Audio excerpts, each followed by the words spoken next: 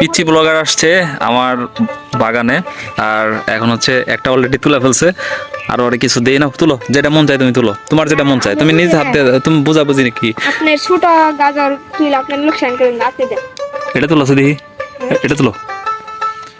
এটা হ্যাঁ এটা দুই আছে। আচ্ছা প্রেশার নাই, ই করো। গাজরের সাইজ খুব সুন্দর আসছে আমরা দেখতে পাচ্ছি। একটু খেয়ে বলো। দর লাগবে ওই যে ওই পাশে পানি আছে, চলো। আরে ধুইতে হয় আবার। তাহলে তুমি অনুভূতি বলো যে গাজর তুইলে তোমার কেমন লাগলো? তুমি কি এর আগে কোনো গাজর তুলছো কোনো বাগানে যে সরাসরি নিজ হাতে? হ্যাঁ কোন ওই তো চলে নাই চুরি করে চুরি করে তুলছো? আচ্ছা, চুরি করা মহাপাপ, চুরি করবা না এরপরে, জিজ্ঞেস করে তারপর নিবে। এটা অন খেয়ে মজা পাম না, যদি চুরি করে খাইতাম সেই স্বাদ পাইতাম। কি বলে দুষ্ট ছেলেবেলে এগুলো কি বলে?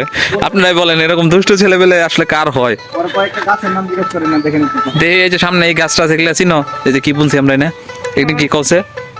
এটা ফুলকপি ফুলকপি? আর পাতা কপি রে, ফুলকপি কইতেছে, এইটা ফুলকপি।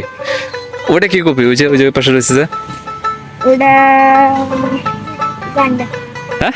জানি না তারপরে ওই যে ওই গাছটা বাইরের একটা ভেজিটেবল গার্ডেনে ই গাছ কুমড়া কুমড়া গাছ না, ওটা হলো তিতা করলা, আর ওই যে ওটা হচ্ছে সিম, ওদিকে পেঁপে আছে। যাই হোক, পিচ্ছি ব্লগার, তাহলে পাম না। কে টাটা দিয়ে দাও, আমরা শেষ করে দিই। টাটা। এখন হচ্ছে আমরা বের হয়ে যাবো আমাদের বাগান থেকে।